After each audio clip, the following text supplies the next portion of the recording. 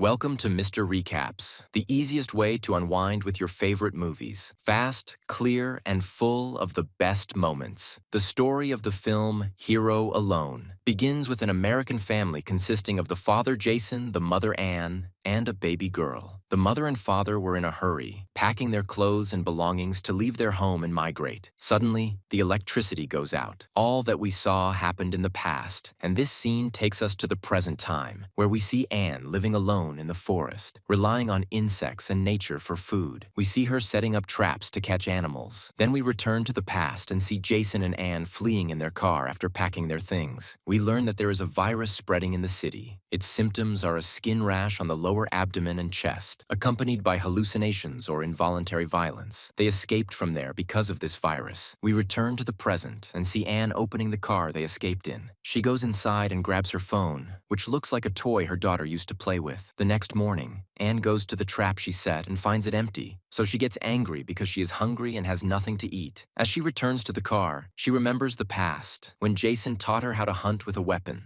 Back to the present, we see her wounding herself and collecting the blood in a bottle, then smearing her whole body with a black substance like mud. When she finishes, she puts on her clothes, takes her bag and weapon, and goes to another part of the forest. She arrives at a house surrounded by a metal fence. There, Anne takes out her daughter's toy, turns it on, pours blood on it, throws it at the fence, and runs away. She goes to another side of the house, throws her bag, and enters under the fence. She starts sneaking into the house, afraid. When she enters, she finds two dead people inside. Suddenly, she hears a scary sound, runs to the kitchen, takes as much food as she can, puts it in her bag, and leaves the house. Suddenly, a group of zombies attack her. Anne runs immediately, and they chase her. As she crawls out from under the fence, her stomach is injured. She presses on herself, stands up, and most of the food she took falls out. Quickly, she returns to her place, washes off the substance, and starts sewing up her wound, screaming in pain. When she finishes, she turns on the radio to hear the news. Her mind drifts back, and she remembers a day when Jason returned from the forest injured. They got in the car and drove off. She asked him what happened. He said there were food boxes, and when he approached them, he was attacked. She tells him he used to be able to avoid them before. He says he doesn't know, even though there aren't enough dead people, but they didn't attack anyone except him. He tried to escape and took shelter in a house, but he was bleeding, and they were able to locate him by his blood. She asks if he could recognize them. He says yes, part of them is human. Back to the present, Anne remembers the rest of the food that fell out and tells them, "You are infected." The girl tells her, no. Anne throws her weapon and gets closer to them. She sees the man is injured in the head and bleeding, so she decides to help them and takes them to her place. She starts treating him, then sits and talks with the girl. We learn her name is Olivia, and the man's name is Chris, who is her mother's fiancé. She tells Anne they are from South America, and her mother and Chris were planning to get married in September, but the virus swept the world, and everything changed. The next morning, Anne and Olivia set up traps to catch animals. Anne teaches Olivia about the substance they use to cover their bodies so zombies can't smell them. This substance prevents zombies from recognizing them. Olivia and Anne turn on the radio and listen to the news. Suddenly, Chris wakes up, comes and sits with them and says, "The tent, the car, and the independent place you have. People are fighting over those things now, and Anne is lucky to have them." Anne tells him, "I only use the car to shelter from the rain." He gets up, thanks her for her kindness, and goes to the tent to sleep. The next morning, it rains heavily. Anne calls them to come into the car to shelter from the rain. They do, and Chris asks her how long she has been living here. She says that when the infection spread, she and her husband moved to this place. Then she takes out food, and they start eating together. Chris talks about why he couldn't marry Olivia's mother. We learn that Olivia's mother got infected, and small circular ulcers appeared on her stomach. He says her condition worsened, and after a few days, she attacked Olivia and tried to hit her, but Anne restrained her and tied her to the bed while she screamed loudly. They left her tied up for several days, and all she did was scream. Anne asks him what happened next. He says they got tired of her screaming,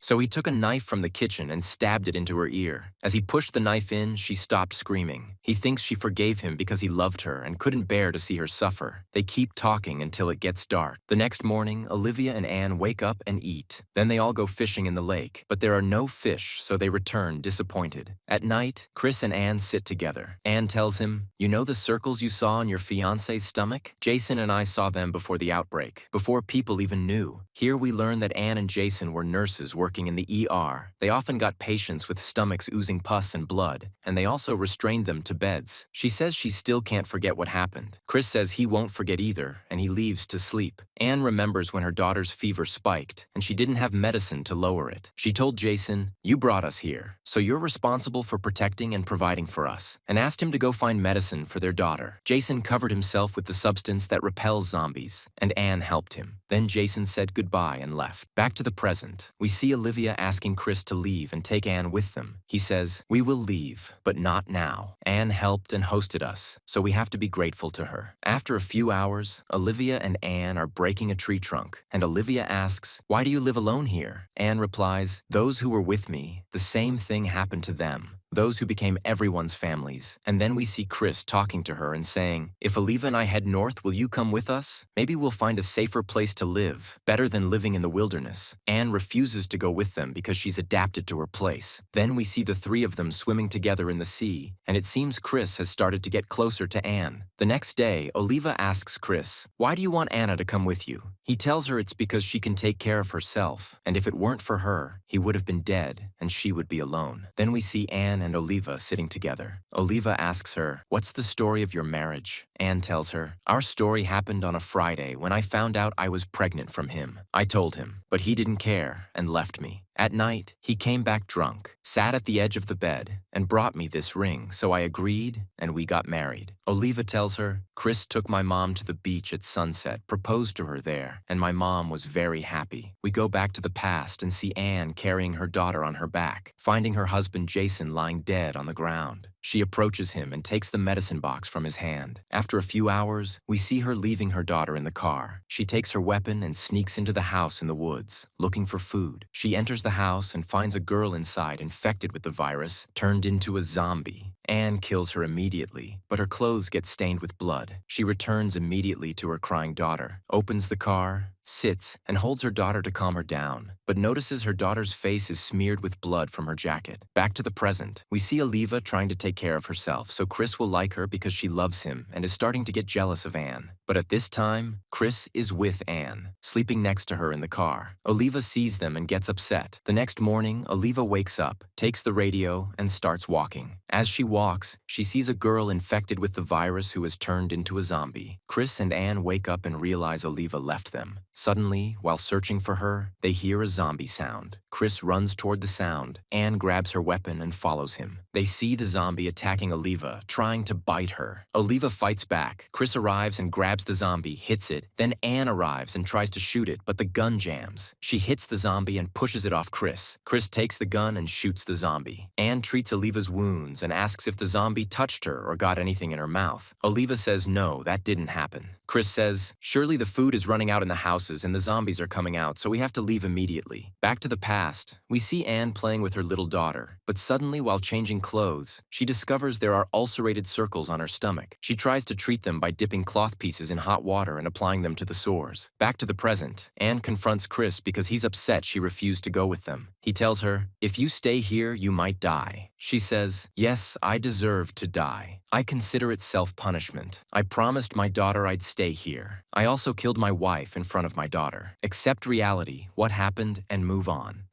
Anne thinks about his words and then tells them, "We need more food." "I can't secure it alone," Chris tells her. "I'll help you." Oliva says, "I'll help too." Now we see them as a team, painting themselves with the substance. Anne tells Oliva, "Chris will distract them, and you and I will fill our bags with food. If you see them before we finish, run and don't worry about me. I can save myself." They go to the same house Anne entered at the beginning of the video. Chris goes to the front door and smears himself with blood to attract the zombies' attention. The zombies come out of the house. Meanwhile, Anne and Oliva enter the house. The zombies smell Chris's blood and attack him directly, so he runs away. Anne and Oliva enter the kitchen. Anne tells her, "Take any food you see." Oliva doesn't listen and keeps wandering around the house. Anne finishes her task, but suddenly is shocked by something and falls to the ground. Oliva takes the opportunity, ties Anne's hands to one of the kitchen cabinet doors, screams at her loudly, then leaves her and escapes. Chris returns to the other side and washes the blood off himself. Anne regains consciousness, tries to free her hands, and eventually succeeds. She washes the substance off herself, then hides in the freezer. After a few hours, Anne gets out of the freezer, takes her weapon, and as soon as she leaves, she sees a zombie and kills it immediately. At this time, Oliva reaches Chris. He asks her about Anne, but suddenly a group of zombies attacks them. Oliva gets into the car, and Chris starts fighting them one by one. Anne arrives and starts shooting at them. Back to the past, we see Anne making milk for her daughter, but she cuts her hand and gets blood in the milk. Back to the present, we see all the zombies are dead, but among them is Chris, who was killed by the zombies. Anne, seeing the situation, decides to forgive Oliva. She takes Oliva and they escape in the car to look for a safe place to live. Here is the end of the movie. If you liked today's video, don't forget to like, subscribe to the channel, and activate the bell to receive all new updates. See you in the next video. Goodbye.